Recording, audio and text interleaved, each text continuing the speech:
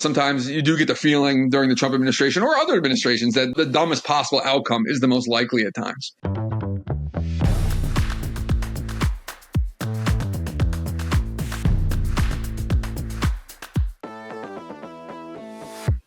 Hello, team, and welcome to Bureaucracy. I'm your host, Emily Gross. Very excited today because I have Dr. Matt Glassman with me, who's at the Government Affairs Institute at Georgetown. And we're going to be talking all about Trump's appointments today. Matt, thank you so much for being with me. Thanks for having me, Emily. Excited to be here. Wonderful. Before we get started, what are we drinking?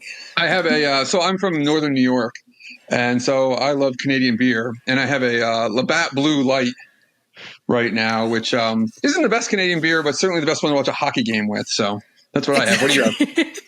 I have Bronx Brewery. It's what I drank last week. World Gone Hazy IPA. And one, I had to buy 4-pack, so I'm not going to waste good beer. Two, I do just feel like every time I'm talking about the Trump administration or something regarding it, I feel like World Gone Hazy feels about right. All right. So cheers. Why don't you tell listeners a little bit about yourself? And my favorite question I love to ask is, why should we trust what you have to say? Yeah, sure. So I live in Washington, D.C., and my entire adult life, I've worked in politics. I'm sorry. I grew up in local politics in upstate New York, and I worked in state politics in New York State Senate, and I worked in Congress for about a dozen years, mostly at the Congressional Research Service. My specialty wasn't in anything real. Like, I didn't know about defense policy or trade policy or abortion. I didn't know any of that. I knew about congressional procedure.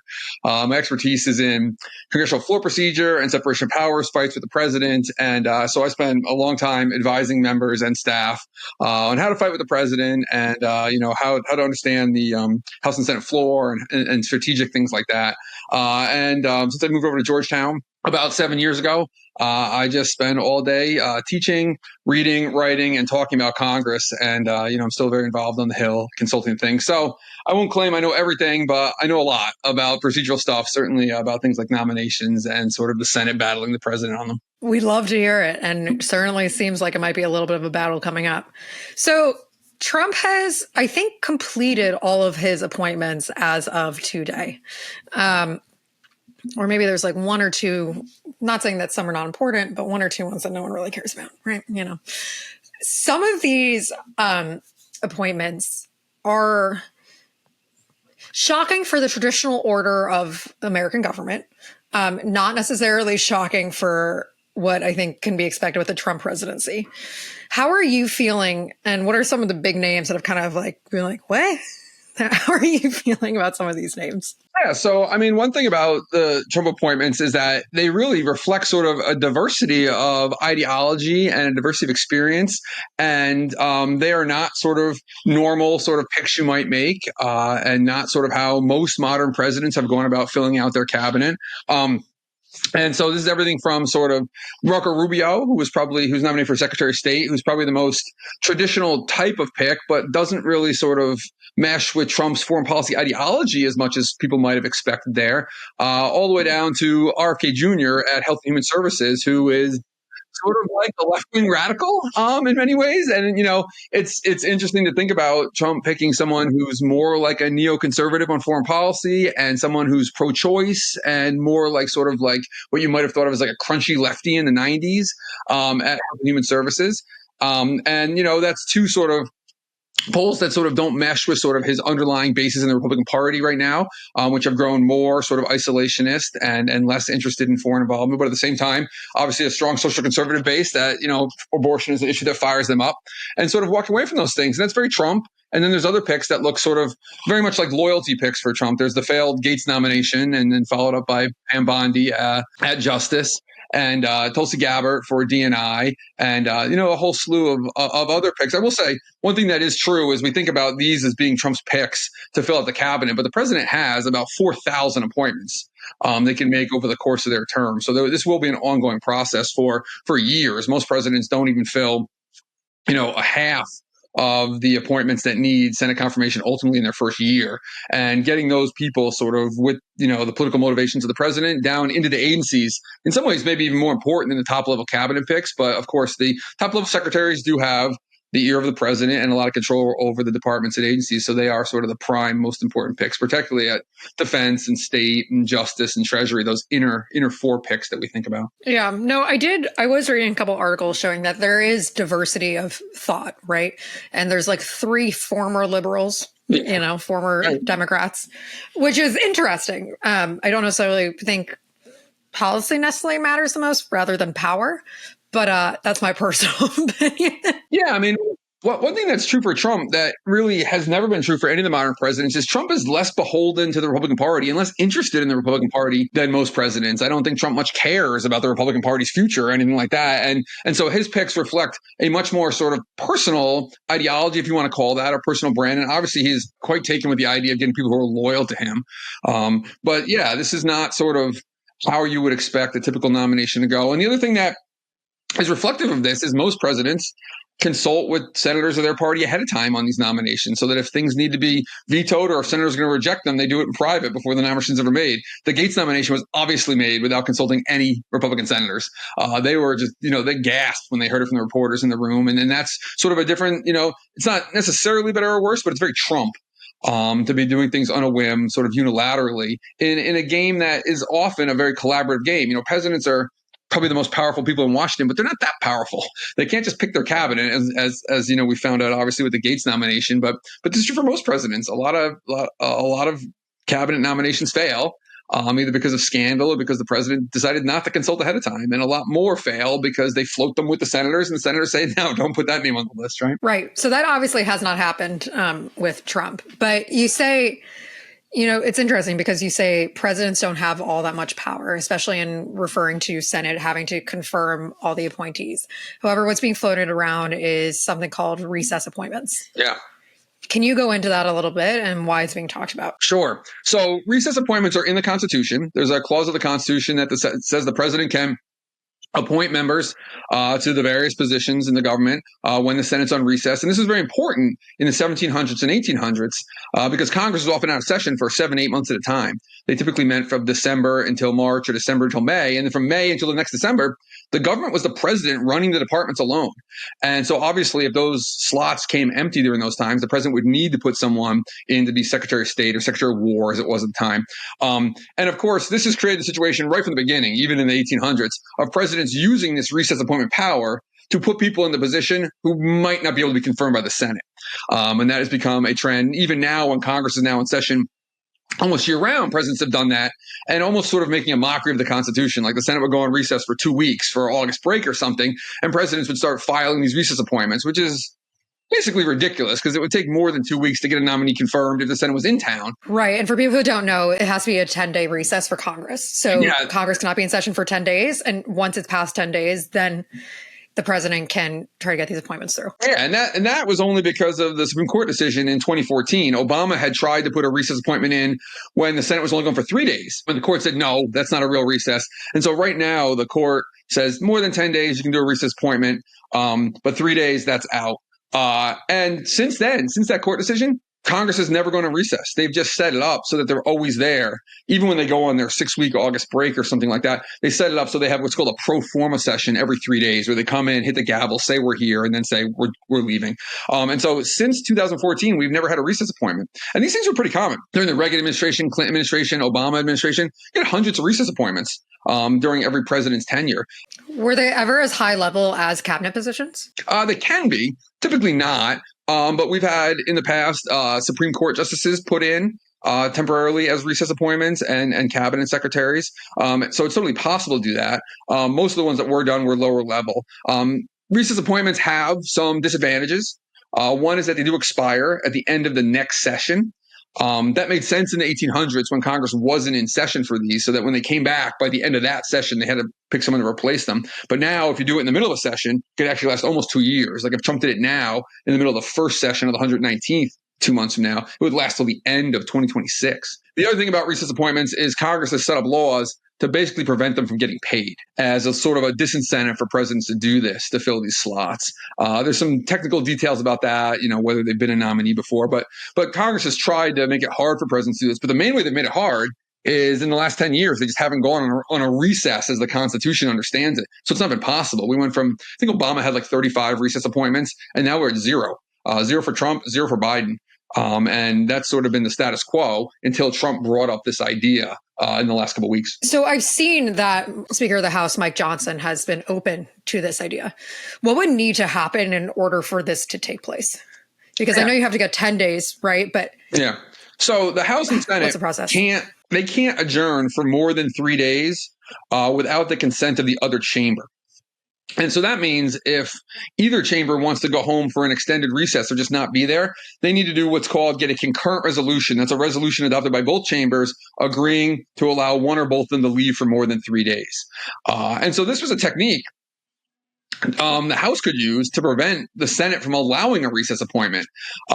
During President Obama's tenure, a lot of times the Senate was trying to get out of session. Harry Reid and the Democrats were in charge, and they would love to go on recess so Obama could make some recess appointments, but the Senate wouldn't agree to an adjournment resolution. And so in order for a recess to take place now, either the House or Senate would have to both the House and Senate would have to agree to a recess of more than 10 days, and that could be done by majority vote in both chambers. That'd be one way. And the other way is this thing Trump's floated, this idea of having the president adjourn Congress, which is allowed in the Constitution in a very specific case if the House and Senate can't agree or in disagreement about their recess. And that's never been used in the Constitution. In my view, it would be very difficult for the president to force this upon Congress. But we can talk more about that if you want. Yeah, I mean, would love to hear your take on that, because I know people are getting very nervous about this. Yeah. Definitely seems like the first overreach of power that people are anticipating with the Trump administration. Yeah. And so in this sort of scheme, as you might imagine it, what would happen would be the House would vote on a concurrent resolution to adjourn for more than 3 days, say for 10 days. And then the Senate would disagree with that. And at that point, the president would have the authority in the Constitution to recess both chambers to a time he saw fit. The problem with this is a couple-fold. One is that you need the House to go along with this. It's not Mike Johnson's power. It's the House's power to pass a concurrent resolution. So you need a majority vote in the House. When the House comes in the 119th Congress, the Republicans are probably going to have 220 seats, and they're going to lose a couple seats to people going to the administration. They're going to lose Walz from Florida, right? And they're going to lose Stefanik from New York at least. So they'll probably have something like a 218 to 215 majority, which means any two Republicans who didn't want to go along with this could sort of scuttle it. And so there's politics there. The second, though, is what does it mean to disagree? In standard sort of Congress talk, when we say disagree, we mean one chamber says, I want to do this, and the other chamber formally responds with a different idea. Just sitting there not doing anything isn't considered disagreement. And so if the House were to pass this resolution and the Senate didn't want to go out of session, the Senate could just do nothing, and they wouldn't be disagreeing. This wouldn't be acting. The reason this seems like it has to be the way it works is because you can imagine as soon as the House passed the resolution, like 5 seconds later, if the president said, oh, the Senate's disagreeing because they're not responding, then just 5 seconds later, he could adjourn them sort of against their will. And I don't think it makes sense to allow the president and the House to force the Senate out of adjournment sort of unilaterally. The other question is, why are you adjourning? The only reason you could be doing this is if you couldn't get the nominee through the Senate, which makes it weird because that would mean there'd be a lot of Republicans who didn't want this nominee. So why would they ever allow you to adjourn? Like, why would the Senate ever agree to this? And so I think the basic reporting is the Trump transition team has kind of given up on this idea. It's a little far-fetched. They probably don't have the votes. It would just bog everything down in court challenges. Now, if the Senate wants to go on a 10-day recess to allow him to do this, there's nothing wrong with that at all. But as we can see so far, the Senate is very sort of jealous of guarding its own power over these things. I never thought it was really likely that the Senate would voluntarily walk away for 10 days so Trump could put in people that didn't have the votes in the Senate. That doesn't make a lot of sense. Well, it doesn't make a lot of sense, but to be fair, American politics nowadays doesn't make a lot of sense. No, this is true. That's not a reason not to discuss it for sure. And it's certainly not a reason it wouldn't happen. There is sort of I don't know, sometimes you do get the feeling during the Trump administration or other administrations that the dumbest possible outcome is the most likely at times. Yep. Every day I'm like, what do founding fathers think? And I'm like, they probably would not be pleased. But who knows? They had their own chaos going on back then. At least we don't have like gunshots anymore, a la Hamilton. So that's good. Knock on wood. I think but from a serious perspective, I think that one thing about the attempted assassination on Trump back in July, that was real wake up calls that for all the sort of animosity in American politics right now and all sort of the vitriol and all sort of like the breaking of norms, we haven't had a return to the sort of political violence we have seen at other times in American history. And that's been conspicuously absent from, that's a very good thing. But the Trump sort of assassination attempt sort of, well, I think it was a wake up call for a lot of people that it could get a lot worse. And I'm not talking about a return to the Civil War era, but even just a return to the early 1970s when you had, hundreds and hundreds of bombs going off routinely, politically motivated across the U.S. every year, and obviously assassination attempts galore. It's not a good thing. Yeah, no, hoping that doesn't happen. Would love to keep it. This feels bad enough. Let's not go any further. Let's just stop it. So it's an interesting perspective, and we'll definitely have to see what happens with recess appointments, but hoping that there is integrity in Congress and they don't let it happen. Because even though appointments don't feel not very much will of the people, I guess would Congress has an important part in trying to represent the will of the people in approving or disproving them. But I would love to talk about, so I was reading a Reuters article before we got on this. 3 of the cabinet members are from TV, from Fox News, which is a fascinating pipeline. And then there's RFK Jr., who had part of his brain eaten by a worm, and which he has said himself, not a rumor. He has said it himself, and who I think most doctors would really question as leading the Department of Health and Human Services, right? And there's a bunch of people on here that don't have a lot of experience in the appointments that they've been put into place. Why is there no requirement for any type of experience, and why is there such this disconnect between just being allowed to appoint to these people to these incredibly high positions? Has this always been the case? How has this gone through constitutional power? Yeah. I mean, I think that, so first off, these are political jobs, and you're vested with a fair amount of authority as the secretary there, but you're also part of the administration team working for the president. And so, this is not the type of job you could have a civil service exam for. That wouldn't make any sense. Many senators and many people believe that as long as the nominee is competent and not sort of insane in some basic sense, that the president should be allowed to have his team. This is the central team that's going to be leading the government. And so the idea of putting sort of direct experience stipulations on it probably cuts against that in a lot of ways. I think the other thing I would say is that a lot of these jobs, obviously substantive experience is helpful, but most of these jobs are actually pretty high-level management jobs in some ways. And someone who's a good CEO or has run a large government organization before is probably going to be better at a job at HHS than a doctor or scientist who's never run an organization of any size. And now there's plenty of doctors who have, right? So getting both those qualifications is helpful. But, there are some informal norms that hold up. It's not the case that you have someone leading DOJ who has no legal experience, right? Gaetz would have been very short on that, right? He was an attorney at practice for a couple of years. But the general idea is that these are not jobs that substantive qualification is either desired or necessary so much as political skills. And honestly, to be a good leader of a department, the kind of experience you want is the experience running a large organization and sort of making things work below you in some sort of bureaucratic setup, either in the private sector or in government. But I don't think the fact that people are inexperienced substantively in the field itself is like a 3 strikes. It's not great if you're missing other skills too. But there have been plenty of people who have run departments who didn't have a ton of experience substantively in those areas, and plenty of people who haven't, right? This is not sort of if you know how to run an organization, you're going to succeed here or there. I think the other thing I would say is that the types of people picked for these jobs for Trump is very big on image and very big on sort of external media relations. And that's one part of these jobs, speaking out to the public, to the citizens, and making the case for things. And that's what Trump sort of puts a lot of heavy weight on. People always say, well, Trump he just wants people, quote, out of central casting, right? If you look the part, right? So he was a tough military general, a tough guy at defense. So everyone's very pretty in his cabinet, know? And the thing is that that public facing role is a relatively small part of these jobs. It's not unimportant, but it's relatively small. And a lot of these jobs are sort of dealing internally with how to take the direction the administration wants things to go at the agency or at the department and getting those things implemented in bureaucracy. And that just takes a lot of inside baseball skill. And how you look on TV and how you sound in the cameras is sort of one side important to the job and maybe sort of keeps up a certain image of how you're doing, but your ability to sort of run the traps in these agencies and get the programs working the way you want them to and make things happen bureaucratically is arguably a lot more important to doing the actual job. That's a very interesting perspective, because I think from a liberal person outsider, you're like, what the fuck?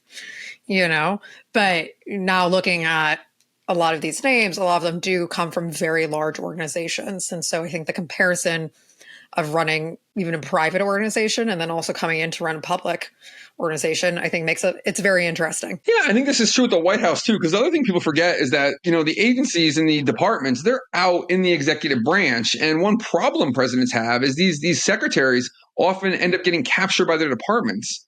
And presidents sort of lose control of these people. And one impulse a lot of presidents have is to sort of bring decision-making tighter into the White House. One, because most of the people working in the White House don't have to be confirmed by the Senate, so the president can have whoever they want. And second, they're very loyal to the president, where people in the departments are caught between all sorts of things. Say you're over at the State Department. If you want to have any sort of leadership over there as the secretary, you got to have the sort of legitimacy to the people below you who you're trying to direct. You've got to have Congress's ideas in mind because they have your budget, and you've got the White House above you. That's like three masters all at once. But people over at the White House, they're just loyal to the president. They don't have to worry about any of that stuff. And so you see a lot of decision-making taken out of the agencies and moved into the White House. Classically, this happens with sort of foreign affairs. We're over at the State Department. Yeah, whoever Secretary of State is important, and they're running USAID, and they're doing things regionally. But the big-time decision-making is made inside the White House with sort of the National Security Council. And so oftentimes, Secretary of State or state itself is frozen out of those decisions because the president wants things closer in.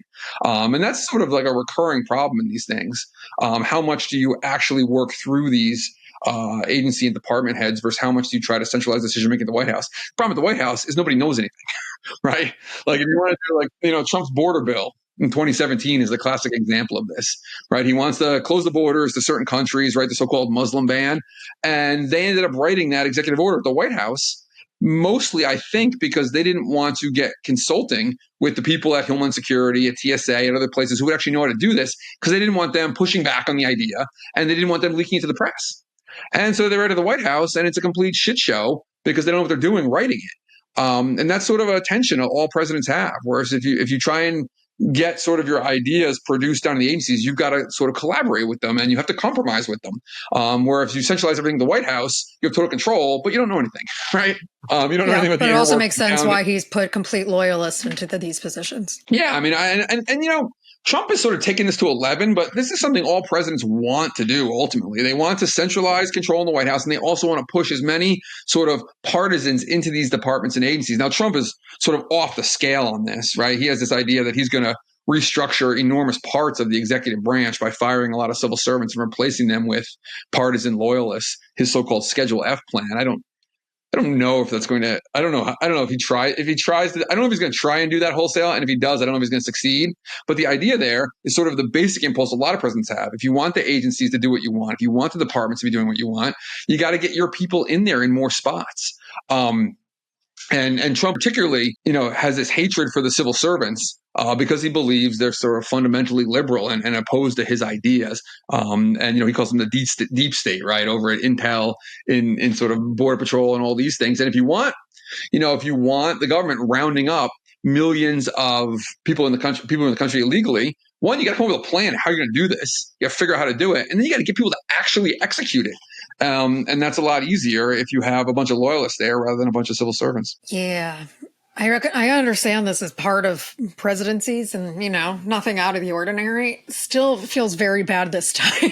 Well, I wouldn't say it's nothing out of the ordinary. Like, this is an impulse all presidents have, but how they go about sort of, doing this. Trump is clearly an extreme case, Yeah. And I would feel better if these appointments had experience related to the background of which they were appointed to. Yeah. I mean, it would make Department me more of Education if Trump were appointing people who were sort of there for reasons that was besides their basic loyalty. It looks like Trump is just making sort of pure loyalty appointments.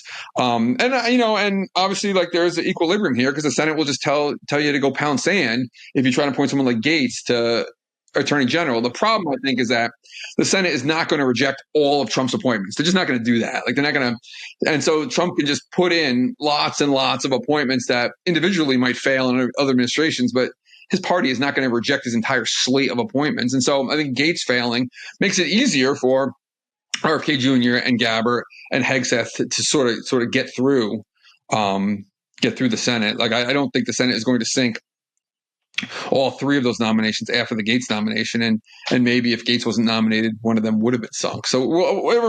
What have you heard on the Hill? You have a lot of insider connections there. So, what have you heard about how people are feeling? I think that all three of those nominations, RFK Jr. to Health Human Services, Tulsi Gabbard for DNI, and Pete Hegseth over at Department of Defense, could all individually, any one of them could still fail. Outside of those, most of his other appointments, I think, are going to sail through. But those three still at the high level, each individually could fail. I would be shocked if two of them or all of them failed. But each one of those has their own problems. RFK Jr. doesn't comport the sort of traditional sort of conservative view of what's going on in Health Human Services. He also seems like a lunatic on a large series of issues. And big strike against them, he's pro-choice. And so that can get you sideways with the social conservatives almost immediately. And that could become a problem. Hegseth is not sort of traditionally of the qualifications for Secretary of Defense, but he's not sort of outside the realm of plausibility. But he too has his own sort of personal scandals with allegations of sexual misconduct and the like, and that could easily become a problem for him. White nationalism, potentially related tattoos, and so all that is circling at him too. And Gabbard doesn't have any sort of personal scandal, and she's not a totally unreasonable pick, but it's not her natural area of expertise, and she's shown a lot of softness on Russia, which obviously fits in with Trump. But there's a significant number of Republican senators. Namely people like former leader McConnell, or I should say current leader McConnell, who's soon to be former leader McConnell, who are very wary of both the Trump view of Russia and anyone else who shares it. So all three of those nominations have some danger of failing. It wouldn't surprise me at all if one of them did. It depends on sort of what happens at the hearings. I think all three of those are going to get to the hearing phase. They're not like Gaetz, where it's just like, WTF, we got to, what's going on. But I think it does depend on how the hearings go, and it does depend on sort of a handful of Republican senators and how they feel about it. So for instance, Gaetz' replacement, Pam Bondi, she's very conservative, former Attorney General of Florida, and very loyal to Trump. I would think she will sail through. She is not an objectionable person personally, and she's within the realm of reasonableness for AG. And of course, Gaetz has already failed, and she's not Matt Gaetz, and so that helps her too. Yeah, no, it really. Matt Gaetz was like the bottom of the barrel. And I feel like as long as you're just a little bit ahead, you're going to do fine. Yeah. And I mean, the other problem Gaetz had, which above and beyond anything that, is that everyone on the Hill hates him. I know. He's such a fucking he might turd. be the single most hated member, like sort of cross party. And I think there are plenty of people in the Hill who are like, oh, this is perfect, right? He resigns from Congress. He's going to fail nomination and he'll just be out of our lives. And that's, it's a testament to how in politics, like being personally liked or personally not liked can have a big effect on your fortunes. I totally agree. Well, Matt, this has been great. Any other comments or anything else we should keep in mind as we go through this? Yeah, I mean, I think I mentioned it before, but the other important thing is everyone looks at these headline nominees of the cabinet, and obviously cabinet secretaries have more influence than lower level appointments, but there are going to be hundreds of appointments Trump's going to make, some that require the advice and consent of the Senate and others that don't, to fill in sort of at the assistant secretary level and the deputy secretary level and other levels in the government. And those are just as important too. You think about someone like, assistant secretaries over at DOD who have a portfolio. Assistant secretary for nuclear at DOD is someone I happen to know, and he's going to be out of a job, and Trump's going to put someone in that position. And, how the government runs and how well the administration does at governing the country is something to do with their policy direction and what they want to do, but also to do with the competence of the people who get the jobs. And so, those lower level jobs, if they're going to sort of just political flunkies or patronage positions, we accept that at some level, right? Like the ambassador to the Bahamas is always just goes to a donor. But other positions, it's really important that you get someone in there who knows what they're doing. And in general, in general, the people running the government in the United States are generally very competent. People tend to, have a seriousness and a sober-mindedness and a competence at those lower levels. And, it's an open question with Trump because he values loyalty too highly over other skills. All right. We'll see what happens. Matt, thank you so much for being here. I appreciate it. It's been great having this conversation. Been great sharing a beer. I'm your host, Emily Gross. We'll be back with another episode of Bureaucracy.